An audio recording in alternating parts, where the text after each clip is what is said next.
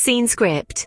Have you ever wondered why the Spanish streets are deserted in the afternoon, only to come alive again in the evening? The answer lies in a quaint cultural tradition deeply rooted in the Spanish way of life, the Spanish siesta. Siesta, a term derived from the Latin word sexta, meaning the sixth hour, is a restful interlude that starts around 2 in the afternoon and extends until 5 or 6 in the evening. It's a time when the Spanish retreat from their bustling lives to rejuvenate and escape the glaring midday sun. Now imagine a tourist. Let's call him John. Fresh off the plane, John decides to explore the local markets in the heart of Madrid. It's 2 in the afternoon, and he's surprised to find most shops closed, restaurants deserted, and streets eerily quiet. A bit like a ghost town, you might say. Unaware of the Spanish siesta, poor John finds himself in a pickle, stranded in the middle of the day with closed shops and no place to grab a bite.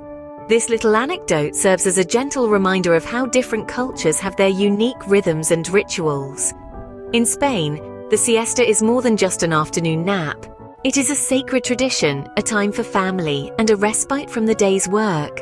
It's a time when businesses shut their doors and families come together for a leisurely lunch and perhaps a brief snooze before resuming their day. So, if you find yourself in Spain, remember to align your day with the local customs. Plan your shopping, dining, and exploration around the siesta hours. Don't expect businesses to operate as per typical Western timings. Embrace the Spanish way of life, savor their culture, and immerse yourself in their traditions. So the first rule to remember: don't ignore the Spanish siesta. This seemingly simple cultural practice carries a profound message, that there is more to life than work, and sometimes slowing down can be the best way to truly experience a place and its people. Did you know in Spain, tipping isn't as common as it is in other Western countries? Here's a fun fact. In Spain, you don't need to empty your pockets in tips every time you dine out. In fact, the Spanish tipping culture is quite different from, say, the United States or the United Kingdom. Let's dive into an amusing story of a tourist who, unaware of this, left a hefty tip at a local restaurant. The staff were left puzzled and even slightly embarrassed by this generous act. They chased the tourist down the street, assuming they had mistakenly left too much money behind. The moral of the story: when in Spain, follow the local customs. If you've received exceptional service and wish to leave a tip, do so modestly. A few coins or up to 10% of the bill is considered more than adequate. So when in Spain, remember, don't over-tip. Ever tried having dinner at 6 p.m. in Spain? If you did, you likely found yourself in a largely empty restaurant, an experience shared by many unsuspecting tourists. Spain's dining times are a world apart from what most of us are accustomed to. Picture this: you're on holiday, you've had a long day of sightseeing, and by 6 p.m. you're ready for a hearty dinner.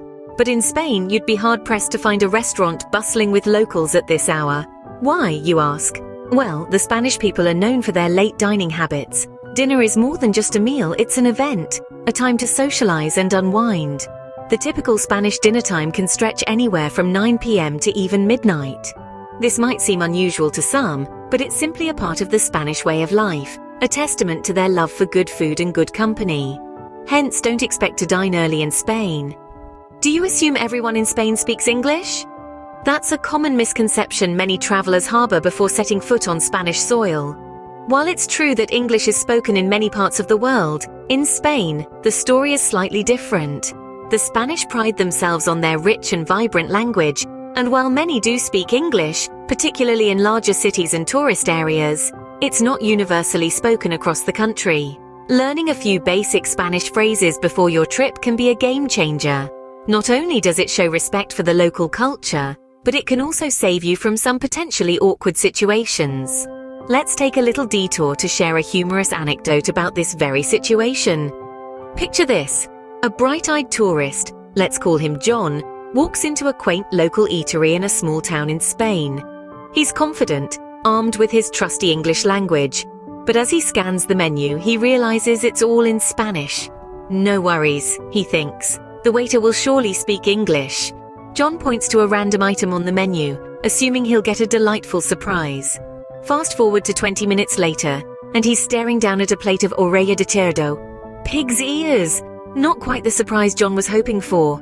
Now, imagine if John had known a few basic Spanish phrases or food names. He could have saved himself from this culinary misadventure. This isn't to say you need to be fluent in Spanish before your visit, but knowing a few key phrases can make your experience more comfortable and enjoyable. Simple phrases like hola for hello, gracias for thank you, por favor for please, and no entiendo for I don't understand can go a long way. Remember, you're a guest in Spain. It's not just about seeing the sights and tasting the cuisine, but also about embracing the culture and language. Even a little effort can earn you a warm smile and a richer experience. So don't assume everyone speaks English in Spain. Instead, embrace the opportunity to learn a few Spanish phrases.